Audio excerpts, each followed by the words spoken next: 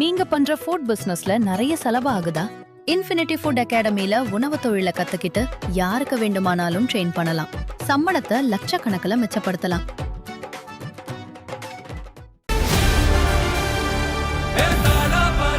மக்களுக்கு நல்லது பண்றதுக்கு அரசியலுக்கு வாங்கடா, கொள்ளை அடிக்கிறது கொலை பண்றதுக்கு அரசியலுக்கு.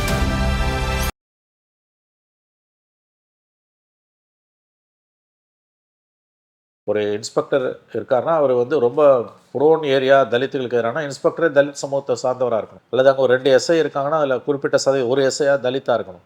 காவலர்கள் இருக்காங்கன்னா அதில் குறிப்பிட்ட பிரிவினர் வந்து தலித் சமூகத்தினராக இருக்கணும். அது எதுவுமே போடப்படாமல் நீங்கள் வந்து ஆதிக்க ஜாதிகளை சார்ந்தவங்க அங்கே இருக்காங்கன்னும் போது ஸ்டாலின் ஆட்சி காலத்தில் கட்டமைப்பு ரீதியாக, அதாவது ஸ்ட்ரக்சரலி காவல்துறை குறிப்பாக தென் மாவட்டங்களில் தலித் மக்களுக்கு எதிராக இருக்கிறது. இதை நான் சொல்லலை, எவிடன்ஸ் எதிர்மான தலித் ஆக்டிவிஸ்ட் நம்முடைய திருமாவளவனே இதை வந்து சொல்லியிருக்கார். ஓகே, வெட்டப்பட்ட மாணவனை என் செலவில் வேறு ஸ்கூலில் படிக்க வைக்கிறவன் தான் அன்பில் மகேஷால் சொல்ல முடிஞ்சதே தவிர மாணவர்களிடையே இருக்கக்கூடிய சாதி வெறியை களைவதற்கு என்னால் ஆனதை நான் செய்வேன்னு அவர் வாயிலேருந்து ஒரு வார்த்தை கூட வரல. இது நம்ம கல்வி மந்திரியோட யோகியதை. மாணவர்களிடையே இன்று விஷம் போல் பரவி வரக்கூடிய ஜாதி வெறியை அகற்றுவதற்கு நான் என்னால் என்றதை செய்வோன்னு ஒரு வார்த்தை கூட இந்த மந்திரி வாயிலேருந்து ஏன் வரல? அப்போ இந்த அரசாங்கத்தோட கோல் போஸ்ட் என்ன? இந்த விஜய் கட்சியில் போனால் யாரோ ஒரு சின்ன பையன் வேடிக்கை பார்க்க போனவன் பைக்கில் அடிபட்டு ஆஸ்பத்திரியில் கிடக்கிறான். அவனை போய் பார்த்து அன்பில் மகேஷ் ஆறுதல் சொல்கிறாரு. அதே பாதிக்கப்பட்ட தலித் மக்கள் வெட்டப்பட்ட அவங்கள பார்த்து அன்பில் மகேஷ் ஆறுதல் சொன்னாரா? சொல்லலையே. அப்போ பிளேன் டு த கேலரிஸ் தானே. ஆகவே சட்டம் ஒழுங்குன்ற இது அன்பில் மகேஷை பற்றி பேசுகிறேன். உனக்கு என்ன தனிப்பட்ட முறையில் அன்பில் மகேஷோட?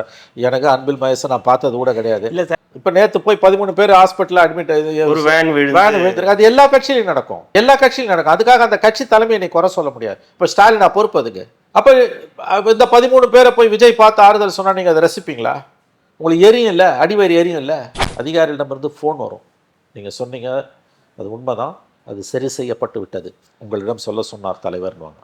எனக்கு இருந்திருக்கு அந்த அனுபவம். என்ன மாதிரி அந்த காலத்தில் இருந்த மூத்த செய்தியாளர்கள் பலருக்கும் அது இருந்திருக்கு. நீங்கள் அவங்கள கேட்டிங்கன்னா சொல்லுவாங்க. அது இப்போ மிஸ்ஸிங். இதுக்கு மேலே நான் பேச விரும்பலை. சம்மந்தப்பட்டவங்களுக்கும் நிகழ்ச்சியை பார்க்குறவங்களுக்கும் என்ன நடந்துக்கிட்டு இருக்குதுன்றது தெரியும். ஒன்றும் பண்ண முடியாது, அவ்வளோதான், காலத்தின் கோலம். ரெட்ரோலுக்ஸ் நெஞ்சங்களுக்கு வணக்கம். நான் கார்த்திக். இன்றைய நேர்காணலில் நம்முடைய இணைந்திருப்பவர் மூத்த பத்திரிகையாளர் திரு மணி அவர்கள். வணக்கம் சார். வணக்கம். தொடர்ந்து ரெட்ரோலுக்ஸை சப்ஸ்கிரைப் பண்ணுறதுக்கு நன்றி. பண்ணாதவங்க தொடர்ந்து சப்ஸ்கிரைப் பண்ணிவிட்டு வீடியோக்களை பாருங்கள். தமிழ்நாட்டில் சமீப காலமாக நடக்கக்கூடிய பிரச்சனைகள், அதுவும் கொலை, கொள்ளை, பாலியல் ரீதியான துன்புறுத்தல்கள் அப்படின்னு வரக்கூடிய செய்தி, இல்லை போதையில் நடக்கக்கூடிய சம்பவங்கள் அப்படின்ற செய்திகள் நிறைய இப்போ சமீப காலமாக நம்ம பார்க்க ஆரம்பிச்சிருக்கோம். குறிப்பாக நேற்றைய தினம் வந்து பார்த்திங்கன்னா ஒரே நாளில் நடந்த சம்பவங்கள் அப்படின்னு சொல்லலாம். கிருஷ்ணகிரியில் நடந்த ஒரு முதியவர் கொலை, அவருடைய மனைவி பாலியல் ரீதியான துன்புறுத்தல், அப்புறம் பல்லாவரம் திரிசூலத்தில் நடந்த இரட்டை கொலை, அதற்கு முன்பு போன வாரத்தில் வந்து பார்த்தா நாங்குநேரியில் நடந்த ஒரு இரட்டை கொலை, அதில் ஒருத்தர் வந்து மாற்றுத்திறனாளி. அடுத்தடுத்து நிகழக்கூடிய இந்த சம்பவங்கள் எப்படி பார்க்கலாம்? இது ஒரு பக்கம் சட்டம் ஒழுங்கு பிரச்சனைன்னு சொல்லப்படுது, இன்னொரு பக்கம் இதெல்லாம் இண்டிவிஜுவல்ஸாக பண்ணக்கூடிய சம்பவங்கள், இதுக்கு எப்படி அரசு பொறுப்பேற்க முடியும் அப்படின்ற மாதிரியான விஷயங்கள். கடந்த கால ஆட்சிகளில் இருக்கும்போது இந்த மாதிரியான சம்பவங்களுக்கு அதிகப்படியான முக்கியத்துவம் ஊடகங்களால் கொடுக்கப்பட்டுச்சு. அப்போ இருந்த எதிர்க்கட்சியான திமுக அதை கையில் எடுத்து பெரிய அளவுக்கு மக்கள்கிட்ட எக்ஸ்போஸ் பண்ணாங்க.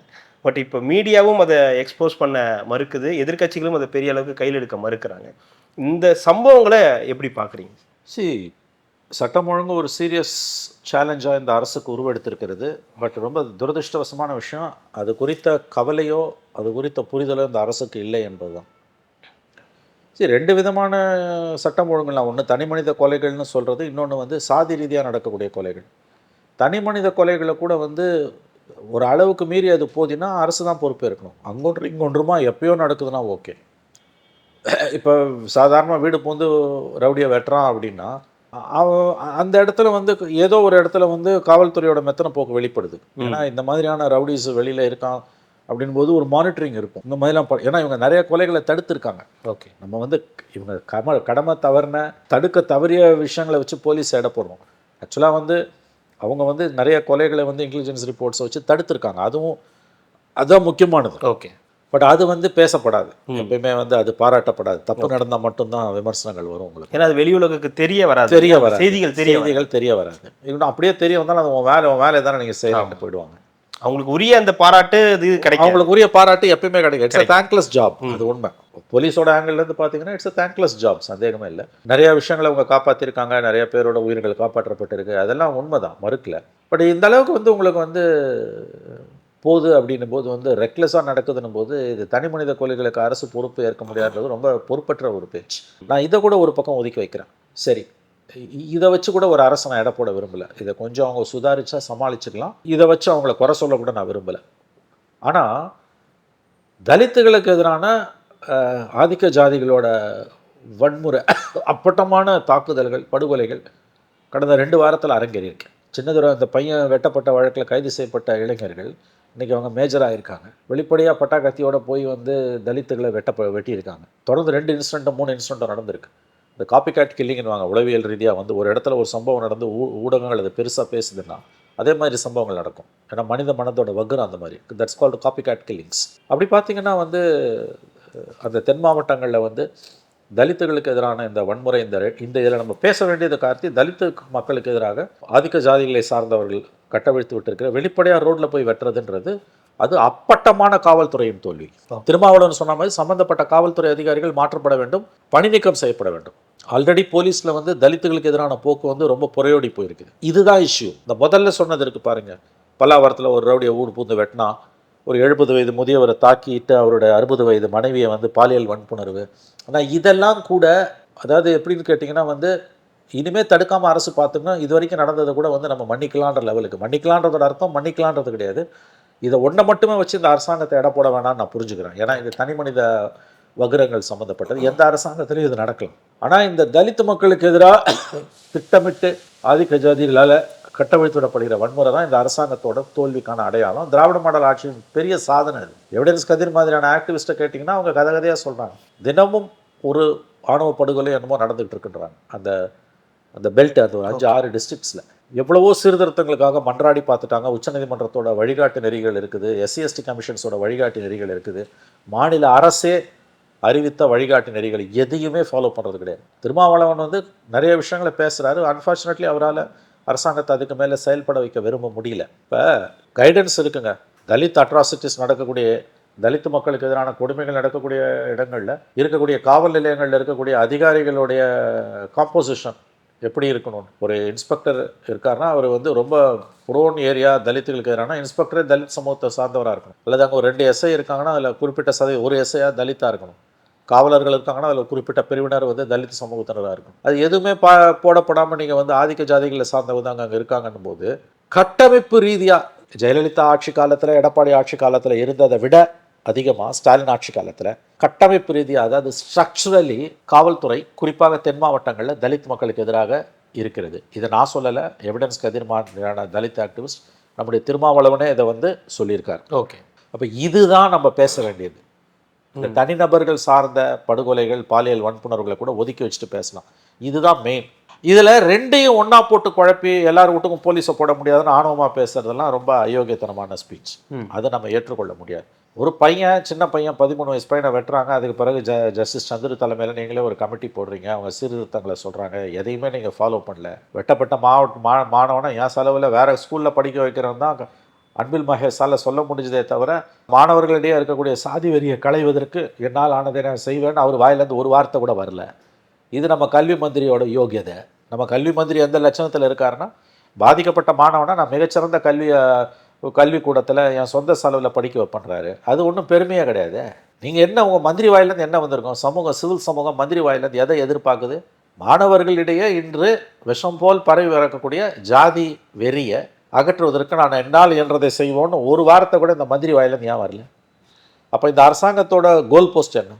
இந்த விஜய் கட்சியில் போனால் யாரோ ஒரு சின்ன பையன் வேடிக்கை பார்க்க போனவன் பைக்கில் அடிபட்டு ஆஸ்பத்திரியில் கிடக்கிறான். அவனை போய் பார்த்து அன்பில் மகேஷ் ஆறுதல் சொல்கிறாரு. அதே பாதிக்கப்பட்ட தலித் மக்கள் வெட்டப்பட்ட அவங்கள பார்த்து அன்பில் மகேஷ் ஆறுதல் சொன்னாரா? சொல்லலையே. அப்போ பிளேன் டு த கேலரிஸ் தானே. ஆகவே சட்டம் ஒழுங்குன்ற பற்றி இது அன்பில் மகேஷை பற்றி பேசுகிறேன். உனக்கு என்ன தனிப்பட்ட முறையில் அன்பில் மகேஷோட? எனக்கு அன்பில் மகேஷை நான் பார்த்தது கூட கிடையாது. இல்லை சார், அதை வந்து ஒரு ஊடகங்கள் எடுத்து அன்பில் மகேஷ் இந்த மாதிரி தாவேக்கா சார்பாக போன ஒரு இளைஞர்களுக்கு போய் உதவி செஞ்சாருன்னு போடுறது ஒரு சந்தோஷமாக தான் இருக்குது. ஆனால் அதே நேரத்தில் இதே கேள்வி நீங்கள் வைக்கிற மாதிரியான கேள்வி எல்லாரும் வைக்கிறாங்க. நமக்கு நீங்க இது அங்க பொலிட்டிக்கல் போகலாம் அப்படின்னு. மோட்டிவேஷன் தானேங்க. உங்க கட்சி கூட்டத்துல போய் எத்தனையோ பேர் கை போய் காலு போய் ஒரு கர்ப்பிணி பெண் செத்தே போனா மகாலிபுரம் கூட்டத்துல. இப்ப நேத்து போய் 13 பேர் ஹாஸ்பிட்டல்ல அட்மிட் ஒரு வேன் விழுந்திருக்கு. அது எல்லா கட்சியிலும் நடக்கும், எல்லா கட்சியிலும் நடக்கும். அதுக்காக அந்த கட்சி தலைமையை நீ குறை சொல்ல முடியாது. இப்ப ஸ்டாலின் பொறுப்பு அதுக்கு. அப்ப இந்த 13 பேரை போய் விஜய் பார்த்து ஆறுதல் சொன்னா நீங்க அதை ரசிப்பீங்களா? உங்களுக்கு எரியும் இல்ல, அடிவயிறு எரியும் இல்ல. அப்ப இது என்ன அரசியல்? சரி, அது ஒரு பக்கம் இருக்கட்டும். இப்ப இந்த சட்ட ஒழுங்கை பத்தி பேசும்போது நீங்க சொன்ன 2 ஆஸ்பெக்ட். ஒன்று தனி மனித தாக்குதல்கள், படுகொலைகள், வக்கிரங்கள். அதை கூட நான் புரிஞ்சுக்கிறேன். அது ஒன்றை வச்சு இந்த அரசை எடை போட முடியாதுங்க. அதுக்கு சமூகத்தோட பொறுப்பு அதிகம், ஒத்துக்கிறேன். இல்லை, அதுதான் நீங்கள் சொன்ன ஜஸ்டிஸ் சந்துரு அவர்கள் கொடுத்த அந்த குழுவில் கொடுத்த அறிக்கைகளே ஒரு சிலது கையில் கயிறு கட்டக்கூடாது, சில அந்த குங்குமம்லேயே அந்த பச்சை கலர் அதெல்லாம் வைக்கக்கூடாது, குங்குமம் வைக்கக்கூடாதுன்னு அவர் சொல்லலை, விபூதி வைக்கக்கூடாதுன்னு சொல்லுங்க. இல்லை அவர் சொல்லி அப்படிலாம் அவர் சொல்லலை. நீங்க அந்த சாதி அடையாளத்தோட குறியீடு, அதுதான் அந்த குறியீடை நீங்க இது பண்ணாதீங்க. இந்த பச்சை கலர்ல அதுவே ஒரு குறியீடு மாதிரி மாறுது. அந்த கயிறு கட்டுறதுல ஒரு குறியீடு இருக்கு. ஆமா, அதையே இவங்க எதுவுமே ஒண்ணுமே பண்ணலங்க. சாதி மாநாட்டுல போய் உங்க மந்திரி கலந்துக்கிறாரு. அப்புறம் சாதி கொடுமையை பேசுறதுக்கு தகுதி எங்க திமுக இருக்குது?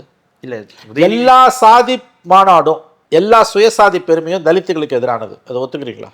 கட்சியில குறைஞ்சபட்சம் திமுகல எம்எல்ஏ எம்பியா மந்திரியா இருக்கவங்க யாரும் ஜாதி மாநாட்டில் கலந்துக்க கூடாதுன்னு ஏதாவது ஒரு கட்டளை இருக்குதா?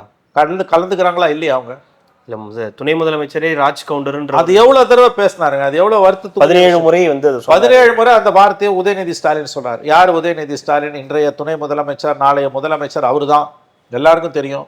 ஒரு பக்கம் நான் சனாதனத்தை ஒழிப்பேன், சனாதனம் டெங்குக்கு ஈக்குவல்னு சொன்ன உதயநிதி ஸ்டாலின் சாதி பெயரை சொல்லி 17 முறை சாதி பெயரை சொல்லி ஒரு மாநாட்டில் பேசுறாருன்னா இந்த முரண்பாடை என்னன்னு புரிஞ்சுக்கிறது. இந்த முரண்பாடை எப்படி புரிஞ்சுப்பீங்க நீங்க? அப்ப சனாதன தர்மத்தை ஒழிப்புன்றது குறிப்பிட்ட ஒரு ஜாதிக்கு எதிராக, பார்ப்பனர்களுக்கு எதிராக நீங்க பேசுறீங்க.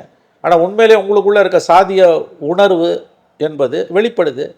ஒரு பக்கம் சனாதனத்தை ஒழிப்புன்னு சொல்லிட்டு இன்னொரு பக்கம் ஒரு சாதியோட பெயரை சொல்லி 17 முறை நீங்க பேசுறீங்க. அந்த ஓட்டு வேணும், அதுதானே?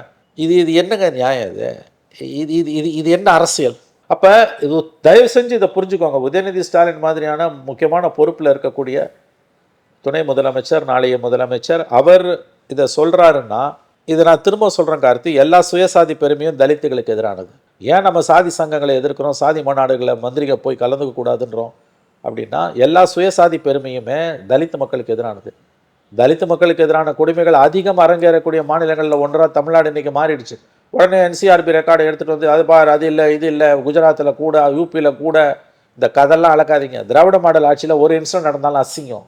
நீங்கள் 1000 பெருமை பேசுகிறீங்க சாதனைன்னு, ஆனால் தலித்துகளுக்கு எதிரான கொடுமைகள் அன்அபேட்டட்னுவாங்க ஆங்கிலத்தில். தங்கு தடை இல்லாமல் அடங்காமல் மேலே மேலே மேலே போய்கிட்டே இருக்குது. தமிழ்நாட்டோட மிகப்பெரிய சவால்களில் ஒன்று தலித்துகளுக்கு எதிரான கொடுமைகள் நாளும் பொழுதும் அரங்கேறுவது. மந்திரி போய் ஜாதி மாநாட்டில் கலந்துக்கிறது.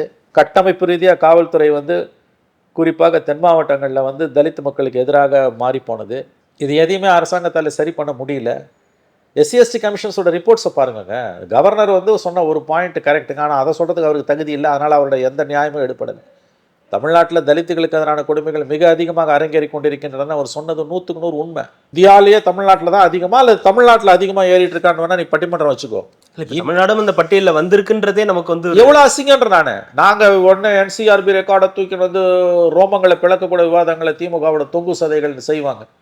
குஜராத்தில் அதிகம். இதை பாரு, NCRB ரெக்கார்டே இப்படி சொல்லுது, நீ NCRB ரெக்கார்டை சொல்கிறது பொய்யின். பிரச்சனை அது இல்லை, கூடி இருக்கா கூடலையா, சிஸ்டமேட்டிக்காக அது அதிகமாக இருக்கா இல்லையா, ஸ்ட்ரக்சரலி போலீஸ் தலித்துகளுக்கு எதிராக மாறி இருக்கா இல்லையா, எத்தனை மந்திரி போய் ஜாதி மாநாட்டில் கலந்துக்கிறான். சொன்னமே உதயநிதி ஸ்டாலினே 17 முறை ஒரு ஜாதி பெயரை சொல்கிறாரு. இது எவ்வளோ ஆபத்தான போக்கு. ஏன்னா இதோட சீரியஸ்னஸ் உங்களுக்கு தெரியாததால் தானே உதயநிதி அதை பேசுகிறாரு. எனக்கு தெரிஞ்சதோட சீரியஸ்னஸ் தெரிஞ்சுதான் அவர் பேசியிருக்க மாட்டார், நான் இன்னமும் நம்புகிறேன். உதயநிதி ஸ்டாலின் அவர்களுக்கு தென் மாவட்டங்களில் இருக்கக்கூடிய சாதிய வன்கொடுமை, தலித்துகளுக்கு எதிரான போக்கு குறித்த சரியான ஒரு தரவுகள் கொடுக்கப்பட்டிருந்தால், அவருக்கு உதயநிதிக்கு அந்த புரிதல் இருந்திருந்தால், அவர் அந்த மாநாட்டில் கலந்து கொண்டு அந்த குறிப்பிட்ட ஒரு தலைவரின் பெயரை 17 முறை உச்சரித்திருக்க மாட்டார் என்று நான் நம்புகிறேன். பாருங்களேன், அந்த முரண்பாடை பாருங்களேன்.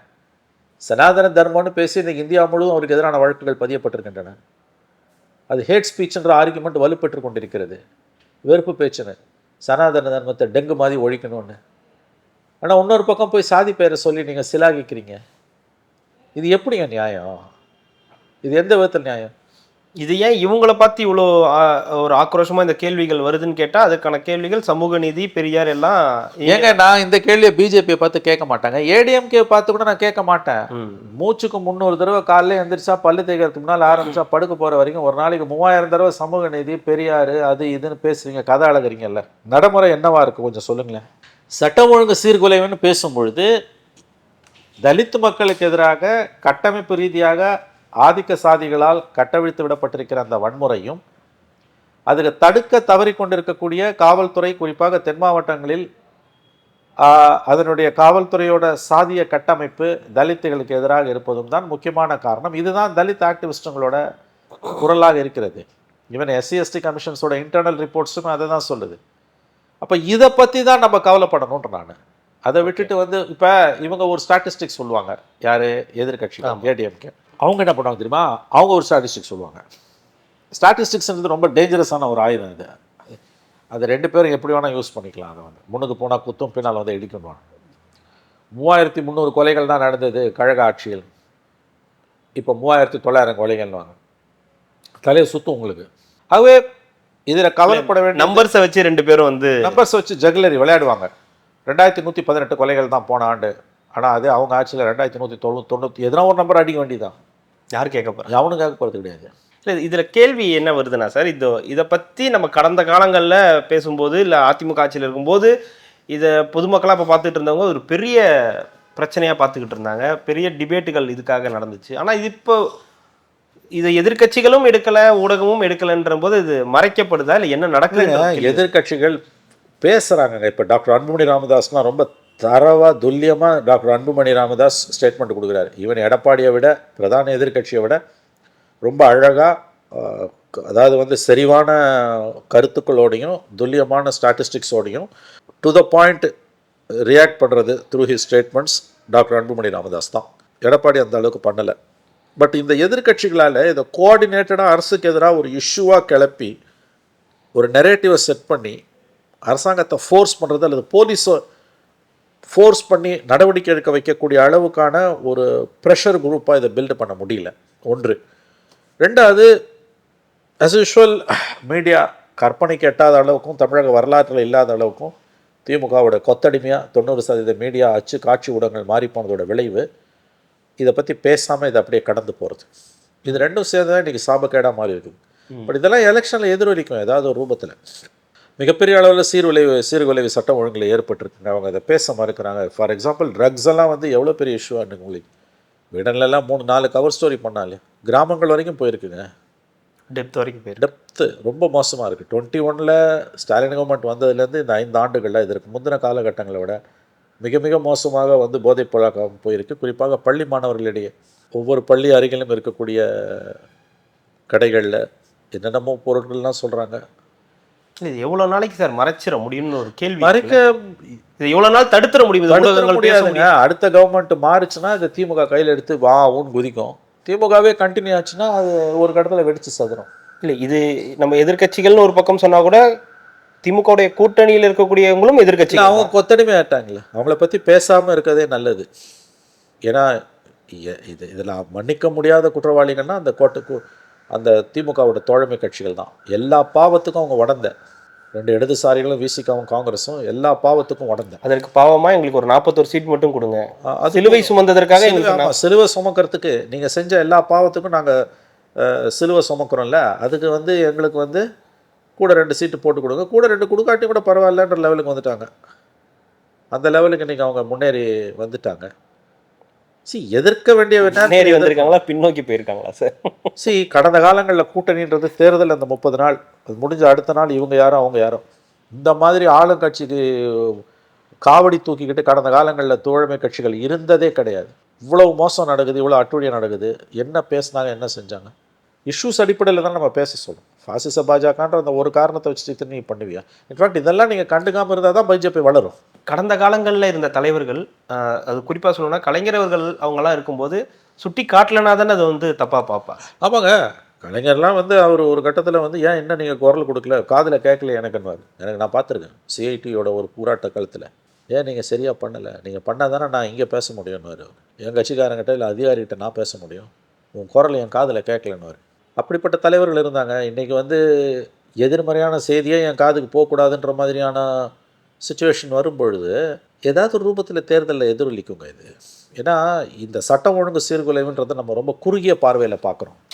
பல்லாவரத்தில் ஒருத்தனை வெட்டிட்டான், இங்கே வந்து தஞ்சாவூரில் ஒரு 60 வயது மூதாட்டிய பாலியல் வன்புணர்வு பண்ணிட்டான், அங்கே இதில் வந்து சிங்கநல்லூரில் வந்து எவனோ ஒருத்தன் நிலத்தகராறில் வந்து விவசாயியை வெட்டி கொண்டுட்டான். இப்படி பார்க்குறோம் நம்ம. இது அல்ல, இதில் இருக்கக்கூடிய சாதிய கோணம், காவல்துறையில் இருக்கக்கூடிய சாதிய போக்குகள், ப்ளஸ் இதில் ஒரு போதையும் ஒரு பெரிய இதில் இருக்கக்கூடிய போதையோட பங்கு. 60 வயது பாட்டியை வந்து பாலியல் வன்புணர்வு செய்கிறாங்க அப்படின்னா அது ஒரு போதையும் அதில் ஒரு மிக முக்கியமான ஒரு ஃபேக்டராக. கண்டிப்பாக. பட் அதை விட மோசம் சாதிய வன்முறைன்றமான இந்த எல்லா ஐசோலேட்டட் இன்சிடென்ட்ஸையும் தாண்டி இன்னும் சொல்லப்போனால் போதையை விட ஆபத்தானது தலித்துகளுக்கு எதிரான ஆதிக்க சாதிகளோட வெறி.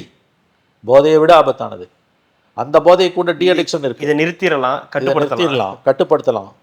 அது எப்படி? அம்பேத்கர் சொன்னார்ல, மூளையில் இருக்க விலங்கு அதனால தான் உடைக்க முடியலன்னார்ல. உடம்புல எக்ஸ்டர்னலாக இருந்தனா அறுத்து போட்டுடலாங்க, கட்டியாக இருந்தனா அறுத்து சீவி போட்டுடலாம் அறுவை சிகிச்சை பண்ணி. அவர் சொன்னார்ல, என்ன அழகாக சொன்னார். ஏன்னா அந்த கொடுமையில், இந்த கொடுமையின் வார்ப்பு இல்லைவா அவர், இல்லையா? ஆமாம்.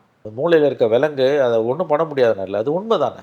கட்டுப்படுத்தலாம், குறைக்கலாம், எராடிகேட் பண்ண முடியல. திரும்பலாம் வந்து மனதளவில் புழுங்கி ரொம்ப வேதனையோடு தான் கூட்டணியில் தொடர்றாங்க. வேறு வழி இல்லை, இந்த அரசியலுக்குள்ளே அவங்க இருந்தாகணும். சரி, அவங்க கோணத்துலேருந்து பார்க்கும்போது எனக்கு அது புரியுது. இந்த 5 ஆண்டு கால ஆட்சியோட அவலங்களில் முதன்மையான அவலன்றது தலித்துகளுக்கு எதிரான கொடுமைகள். அதை அரசு கட்டுப்படுத்த தவறியது. காவல்துறையை சீர்திருத்த எவ்வளோ டைரக்ஷன்ஸுங்க, Supreme Court directions, SC/ST commission directions, அந்த பகுதிகளில் இருக்கக்கூடிய கட்டமைப்பு, போலீஸ் ஸ்ட்ரக்சர் வந்து எப்படி இருக்கணும் அப்படின்னு எதுவுமே ஃபாலோ பண்ணல. நீங்கள் வந்து வெறி பிடித்த அதிகாரிகளே எங்கே போய் போடுறீங்க. நேற்று கூட முந்தான கூட திரும்ப சொல்லியிருக்காருல்ல, இதை வந்து மாற்றலைன்னா, காவல்துறையோட மனம் மாறலைன்னா ஒன்றும் பண்ண முடியாது, அதிகாரிகளை மாற்றணும். இது வந்து ஒரு நோயாகவே மாறிடுச்சு. சாதி என்பது ஒரு மனநோயாகவே மாறிடுச்சுன்ற உண்மை அது. 13 வயசு பையனை 17 வயசு பையன் வெட்டுறான். அந்த 17 வயசு பையனை அவங்க வீட்டில் போய் சந்துரு அவங்க பார்க்கும்போது ஒருத்தருக்குமே ஒரு குற்ற உணர்ச்சியும் இல்லை. அவன் திரும்ப 3 வருஷம் போட்டு கத்தி எடுத்து ரோட்டில் வெட்டுறான் அடல்ட் ஆன பிறகு. இப்போ இந்த இடத்துல தோற்று போன ஒரு அரசுக்கு வேறு எதை பற்றியாவது பேசுகிறதுக்கோ வேறு சாதனை பண்ணிட்டோன்னு சொல்கிறதுக்கோ ஏதாவது தார்மீக உரிமையோ தகுதியோ இருக்கா? எனக்கு தெரிஞ்சு இல்லை. தனக்கு தானே மாலைகளை தினமும் போட்டுக்கொள்கிற ஒரு அரசுக்கு சக மனிதனை வெட்டி கொள்ளுகிற அந்த போக்கு, 17-18 வயசு பையன் ஜுவனைல்ஸ், 14 வயசு பையன், 16 வயசு பையன் சாதி வெறி கொண்டு அலைகிற இந்த போக்கை தடுக்க முடியல. தடுப்பதற்கான முயற்சிகள் போதிய அளவில் இல்லை. நான் இன்னமும் சொல்கிறேங்க, தடுக்க முடியலன்றதுக்காக கூட இந்த அரசை நான் குறை சொல்லலை. ஏன்னா இது 1000 ஆண்டு காலமாக இருக்க பிரச்சனை. தடுப்பதற்கான முயற்சிகளில் முன்னுரிமை கொடுக்காமல் இருப்பதும், உங்கள் மந்திரியே போய் ஜாதி பெயரை சொல்லி பாராட்டுறதும், அதுதான் இந்த அரசோட உண்மையான குணாம்சம் என்று நான் பார்க்கிறேன். இது ரொம்ப, அதாவது இந்த பிரச்சனை வந்து புதிய அரசு வந்தாலும் யார் வருவான்னு நமக்கு தெரியாது. யார் வேணால் வரட்டும், மக்கள் ஆட்சியில் யார் மக்கள் தேர்ந்தெடுக்கிறாங்களோ அவங்க வந்துட்டு போட்டோம். பட் இது ஒரு சவாலாக தான் இருக்க போகுது. இல்லை, நீங்கள் ஒரு வார்த்தை சொன்னீங்க, திருமாவளவர்களால் அவரோட ஆங்கிள்லேருந்து பார்க்கும்போது அதை கேட்க முடியாது, பேச முடியாது. ஒரு அளவுக்கு மேலே இப்போ நான் கூட்டணியை உடச்சிட்டு வர சொல்கிறியான்னு நான் எப்பயுமே அப்படி சொல்ல இல்லை. நம்மளுடைய இது தான், அவரால் சில விஷயங்களை பேச முடியாதுன்றது ஓகே. அவரோட ஆங்கிள்லேருந்து பார்க்கும்போது பல பிரச்சனைகள் இருக்குது. ஆனால் இது எக்ஸ்ட்ரீம் இல்லையா? இது தொடர்ந்து ரொம்ப எக்ஸ்ட்ரீம் தான், என்ன சந்தேகம்? ஆனால் அதை வந்து ஒரு புஷ் பண்ண முடியாத அளவுக்கு அவர் அழுத்தத்தில் இருக்காரு. அவங்க எங்கே சிக்கிக்கிறாங்கன்னா, அவங்களோட நேர்மையை, அவங்களோட கமிட்மெண்ட்டை, குறிப்பாக திருமாவோட நேர்மையை, திருமாவோட கமிட்மெண்ட்டை நான் எங்கேயுமே சந்தேகப்படலை. நான் அவரை மதிக்கிறேன், எனக்கு அவர் மீது மிகுந்த மரியாதை உண்டு. பட் அவர் எங்கே போய் அவரோட நெருக்கடி நான் பார்க்கறது எதுனா, என்ன செய்ய முடியும்? இப்போ நான் ஓகே திமுக விட்டு வெளியில் வரேன்னா, பெரிய ஆபத்தாக இன்றைக்கி சூழ்ந்திருக்கிறது பிஜேபி. இன்றைக்கி நாடு பூரா நடந்துகிட்டு இருக்க சம்பவங்களை பார்க்கும்போது தமிழ்நாடு தான் தடுத்து நிறுத்திட்டு இருக்குது. அதுக்கு இந்த தலைவர்கள் மட்டும் காரணம் இல்லை, இயல்பிலே தமிழ்நாட்டு மக்கள் வந்து மதச்சார்பற்றவர்களாக இருப்பதால் பிஜேபியில் இங்கே கால் வைக்க முடியல. ஜெயலலிதா இருக்கும்போதும் இப்போ ஸ்டாலின் இருக்கும். பட் என்னதான் மக்கள் மதசார்பற்றவர்களாக இருந்தாங்கனாலும் அதுக்கு ஒரு அரசியல் வடிவம் கொடுத்து பிஜேபியை கால் வைக்க விடாமல் தடுக்கணும்னா அரசியல் கட்சிகள் வலுவாக இருக்கணும். அதை திமுக முன்னின்று செய்யுது, பாராட்டுக்கள், அதில் மாற்று கருத்து இல்லை. இப்போ இந்த இஷ்யூவால் வெளியில் வந்தோன்னா அந்த முயற்சி, அந்த அரசியல் பாதிக்கப்படும். அங்கே போய் மாற்றாங்க அவங்க. இப்போ நீங்கள் லெஃப்டோ விசிக்கவோ பர்சனலாக பேசும்போது எல்லாம் கரெக்டுங்க, என்ன தான் செய்ய சொல்கிறீங்க, அந்த டேஞ்சரை எப்படி தடுக்கிறது? அதை தான் பலவீனமாக திமுக பயன்படுத்தி, அதை தான் கேட்குறேன். திமுக வந்து அந்த பலவீனத்தை பயன்படுத்தி அவர்களுடைய அராஜகத்தை, அவர்களுடைய ஆதிக்க சாதிகளுக்கான மென்மையான போக்கை, இல்லை அது கூட்டணியிலேருந்து வெளியே வராமல் அவங்களால ஒரு குரல் கொடுக்க முடியாதுன்ற ஒரு நிலை இருக்கா? அப்படித்தான் இருக்கு. அதாவது ப்ரெஷர் குரூப்பாக மட்டும்தான் உள்ளே இருந்து ஃபைட் பண்ண முடியும். திமுகவை எதிர்த்துக்கிட்டு வெளியில் வரதால பிஜேபி, ஆன்டி பிஜேபியை ஃபைட் பண்ண முடியாது. வாக்கு வங்கி அரசியல் அது முடியாது. ஓகே, அந்த நிர்பந்தம் வந்து அவங்களுக்கு சகிச்சுக்கிட்டு இல்லை. அதுதான் இப்போது கலைஞர் அவர்கள் இருந்த காலகட்ட தாண்டி வேற மாதிரி ஒரு நிலையில இப்ப திமுக இருக்கான்னு கேக்குறேன். எஸ், கலைஞர் அவர்கள் இருந்தா நீங்க என்ன வேணாலும் பேசலாம், நீங்க சொல்லும் போதுதான் அதை அவருக்கு எடுத்துப்பாரு, அப்பதான் நான் வந்து சொல்ல முடியுன்ற நிலையில இருந்து நீங்க இதை பத்தி பேசவே கூடாதுன்ற இடத்துக்கு நகர்ந்துட்டாங்களா? இப்போ நகர்ந்துட்டாங்க. அதை தான் இப்போ இருக்கவங்க விரும்புகிறாங்க. கலைஞர்கிட்ட நீங்கள் எதை வேணால் பேசலாம். முதல் நாள் ராத்திரி அவர் எவ்வளோ திட்டிட்டோம், அடுத்த நாள் காலையில் போய் அவரை பார்த்து காஃபி சாப்பிடலாம். இப்போ அது முடியாது, ஜென்மத்துக்கு நீங்கள் சாப்பிட முடியாது. அவருடைய காதுகளுக்கு வந்து அரசுக்கு எதிரான செய்திகளை, குறைகளை நீங்கள் கொண்டு போகலாம். எல்லா அரசுலேயுமே வந்து குறைகளும் குற்றங்களும் அதிகமாக இருக்கும். ராமராஜ்யன்றது எங்கேயுமே கிடையாது. தேனும் பாலும் எந்த கவர்மெண்ட்லையும் ஓடாது. எல்லா அரசாங்கத்திலையும் நல்லதை விட கெட்டது தான் அதிகமாக இருக்கும். அவர்கிட்ட, கலைஞர்கிட்ட நம்ம கொண்டு போகலாம். கடைசி காலத்தில் அவருக்கும் அது இல்லாமல் போச்சு. பட் ஜென்ரலி நான் சொல்கிறேன், அவருடைய அரசியல் வாழ்க்கையில் 90% காலகட்டத்தில் வந்து நம்ம கடைசி காலத்தில் 2010 வரைக்கும் கூட அது இருந்தது. போய் சொல்லலாம் காதில் இவ்வளோ மோசமாக இருக்குன்னு. கேட்டுப்பாரு. சில சமயம் பொதுவாக ப்ரெஸ் மீட்லலாம் எனக்கெல்லாம் எவ்வளோ நடந்திருக்கு. நம்ம வந்து கேள்வி கேட்கும்போது அரசுக்கு எதிரான விஷயங்களை சொல்லும்போது திட்டிடுவார் நம்மளை. ஆனால் அதை நோட் பண்ணிப்பார். நோட் பண்ணிக்கிட்டு அதை சரி செய்ய முடிஞ்சால் சரி செஞ்சிருவார், சரி செய்ய முடியலன்னா விட்டுருவார். சரி செஞ்சுட்டாங்கன்னா அதிகாரியிடமிருந்து ஃபோன் வரும், நீங்கள் சொன்னீங்க அது உண்மைதான், அது சரி செய்யப்பட்டு விட்டது, உங்களிடம் சொல்ல சொன்னார் தலைவர்னுவாங்க. எனக்கு இருந்திருக்கு அந்த அனுபவம். என்ன மாதிரி அந்த காலத்தில் இருந்த மூத்த செய்தியாளர்கள் பலருக்கும் அது இருந்திருக்கு. நீங்கள் அவங்கள கேட்டிங்கன்னா சொல்லுவாங்க. அது இப்போ மிஸ்ஸிங். இதுக்கு மேலே நான் பேச விரும்பலை. சம்மந்தப்பட்டவங்களுக்கும் நிகழ்ச்சியை பார்க்குறவங்களுக்கும் என்ன நடந்துக்கிட்டு இருக்குதுன்றது தெரியும். ஒன்றும் பண்ண முடியாது, அவ்வளோதான், காலத்தின் கோலம். கண்டிப்பாக சார். மீண்டும் அடுத்தடுத்த நிகழ்வுகளை தொடர்ந்து பேசலாம். மிக்க மகிழ்ச்சி. நன்றி. மக்களுக்கு நல்லது பண்றதுக்கு அரசியலுக்கு வாங்கடா, கொள்ளை அடிக்கிறது, கொலை பண்றதுக்கு